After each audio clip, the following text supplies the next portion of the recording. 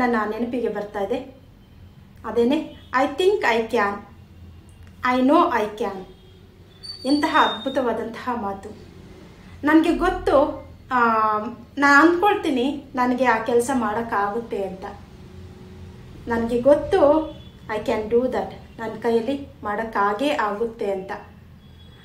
ಯಾವುದೇ ಒಂದು ಭಾಷಣವನ್ನು ಮಾಡಬೇಕಾದ್ರೂ ಕೂಡ ಮೊದಲಿಗೆ ಎಲ್ಲರೂ ಕೂಡ ಸ್ಟೇಜ್ ಫಿಯರನ್ನು ಅನುಭವಿಸ್ತಾರೆ.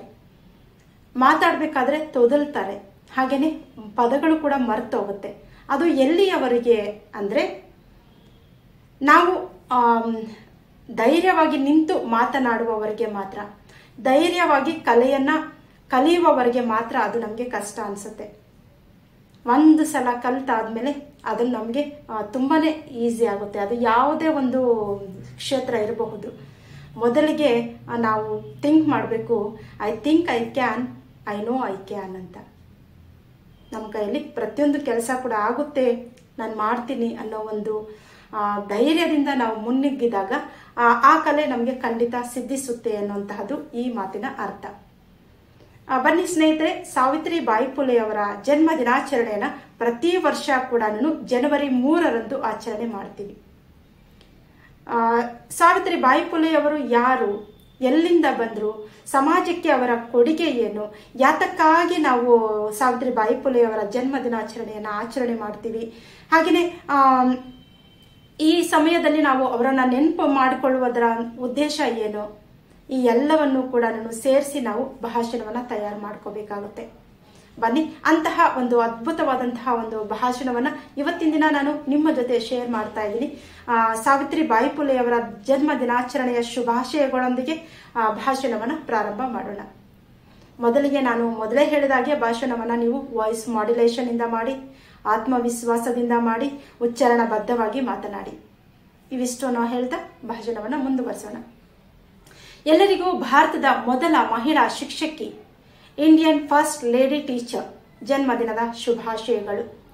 ಇಂದು ಭಾರತದಲ್ಲಿ ಅಕ್ಷರ ಕ್ರಾಂತಿಯನ್ನ ಆರಂಭಿಸಿದ ಮೊದಲ ಮಹಿಳಾ ಹಕ್ಕುಗಳಿಗಾಗಿ ಹೋರಾಡಿದ, ಮಹಿಳೆಯರಿಗೆ ಅಕ್ಷರ ಜ್ಞಾನ ನೀಡಿ ಹೊಸ ಮನ್ವಂತರಕ್ಕೆ ನಾಂದಿ ಹಾಡಿದ, ಬಾಲ್ಯ ವಿವಾಹ, ಸತಿ ಸಹಗಮನ ಪದ್ಧತಿ, ಕೇಶ ಮುಂಡನೆಯ ವಿರುದ್ಧ ನಿರಂತರ ಹೋರಾಡಿ ದಲಿತರ, ಮಹಿಳೆಯರ, ಆದಿವಾಸಿಗಳ, ಹಿಂದುಳಿದವರ, ಅಲ್ಪಸಂಖ್ಯಾತರ ಹಕ್ಕುಗಳಿಗಾಗಿ ಜೀವನವನ್ನ ಮುಡಿಪಾಗಿಟ್ಟಂತಹ ಅಕ್ಷರ ದವ್ವ ಸಾವಿತ್ರಿಬಾಯಿ ಫುಲೆಯವರ ಜನಿಸಿದ ದಿನಾಚರಣೆಗೆ ದಿನದ ಶುಭಾಶಯಗಳನ್ನು ತಿಳಿಸ್ತಾ ಇದ್ದೀನಿ.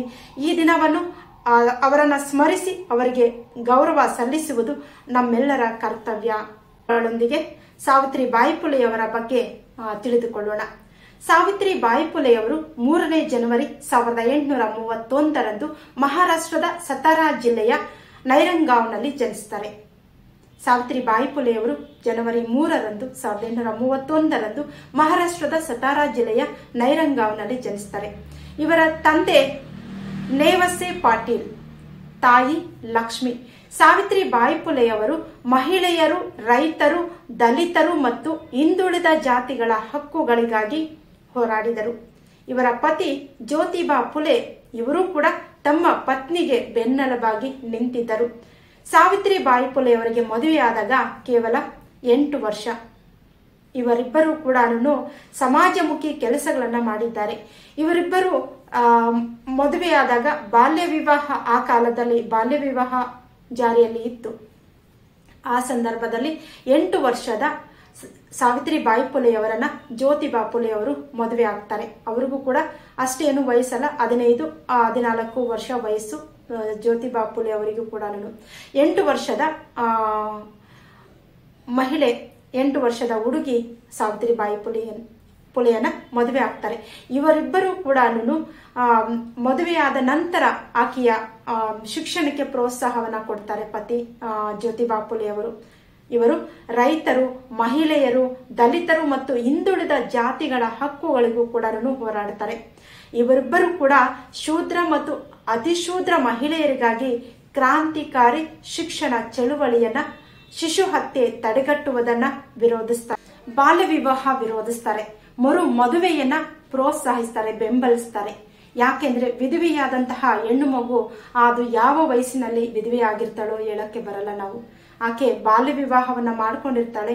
ಬಾಲ್ಯ ವಿವಾಹ ಆದ ಮೇಲೆ ಗಂಡ ಏನಾದರೂ ತೀರ್ಕೊಂಡ್ರೆ ಆ ಮಗುವಿಗೆ ಮರು ಮದುವೆಯ ಅವಕಾಶ ಇರಲಿಲ್ಲ. ಸತಿ ಸಹಗಮನ ಪದ್ಧತಿಯನ್ನ ಆಚರಣೆ ಮಾಡ್ತಾ ಇದ್ರು. ಪತಿಯ ಜೊತೆಗೆ ಆಕೆ ಕೂಡ ಬೆಂಕಿಯಲ್ಲಿ ಬೂದಿಯಾಗಬೇಕಾಗಿತ್ತು. ಅಂತಹ ಒಂದು ಕಾಲದಲ್ಲಿ ಅವರು ಏನ್ ಮಾಡ್ತಾರೆ, ಜ್ಯೋತಿಬಾ ಫುಲೆ ಮತ್ತು ಸಾವಿತ್ರಿಬಾಯಿ ಫುಲೆ ಅವರು ಈ ಬಾಲ್ಯ ವಿವಾಹವನ್ನ ವಿರೋಧಿಸ್ತಾರೆ. ಹಾಗೇನೆ ಬಾಲ್ಯ ವಿವಾಹದಿಂದ ಮದುವೆಯಾಗಿ ಗಂಡನನ್ನ ಕಳೆದುಕೊಂಡಂತಹ ಹೆಣ್ಣು ಮಕ್ಕಳಿಗೆ ಮರು ಮದುವೆಯನ್ನ ಮಾಡಿಕೊಳ್ಳೋದಕ್ಕೆ ಬೆಂಬಲವನ್ನ ಕೂಡ ಸೂಚಿಸ್ತಾರೆ. ಹಾಗೇನೆ ಇವರು ಸತ್ಯ ಶೋಧಕ ಸಮಾಜವನ್ನ ಸ್ಥಾಪನೆ ಮಾಡ್ತಾರೆ. ಅದರ ಅಧ್ಯಕ್ಷರಾಗ್ತಾರೆ ಸಾವಿತ್ರಿಬಾಯಿ ಫುಲೆ ಅವರು. 19ನೇ ಶತಮಾನದಲ್ಲಿ ಸಾಮಾಜಿಕ ಕ್ರಾಂತಿಯ ಹೋರಾಟವನ್ನ ಮಾಡ್ತಾರೆ. ಗಂಡ ಪತಿ ಮತ್ತು ಪತ್ನಿ ಇಬ್ಬರು ಕೂಡ ಕಾನೂನಿನ ನೆರವಿನಿಂದ ಬ್ರಾಹ್ಮಣರಿಲ್ಲದೆ ಮದುವೆಯನ್ನ ಕೂಡ ಏರ್ಪಡಿಸ್ತಾರೆ.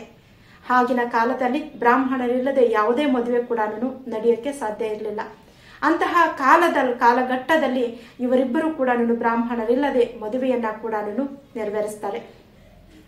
ಅದಷ್ಟೇ ಅಲ್ಲ, ಭಾರತದ ಮೊದಲ ಶಿಕ್ಷಕಿ ಈಕೆ ಸಾವಿತ್ರಿಬಾಯಿ ಫುಲೆ.